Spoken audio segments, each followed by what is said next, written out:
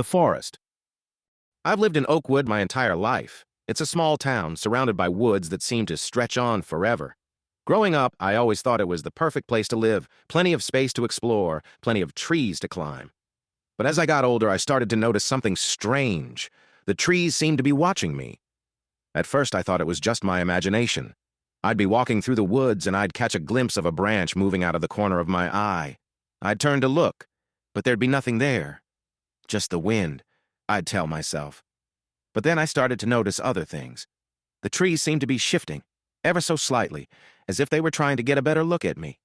And the leaves seemed to be rustling even when there was no wind.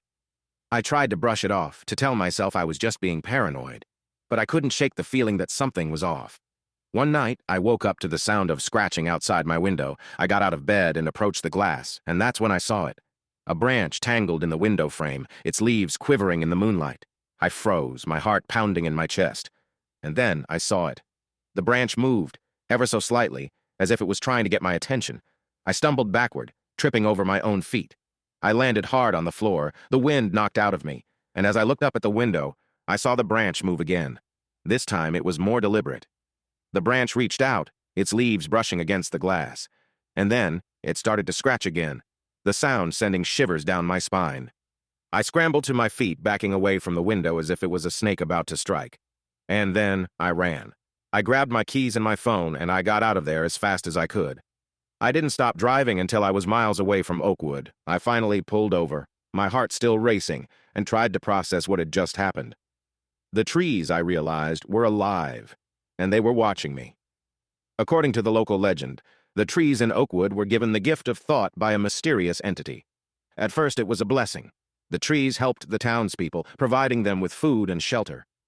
But as time passed, the trees began to change. They became more sinister.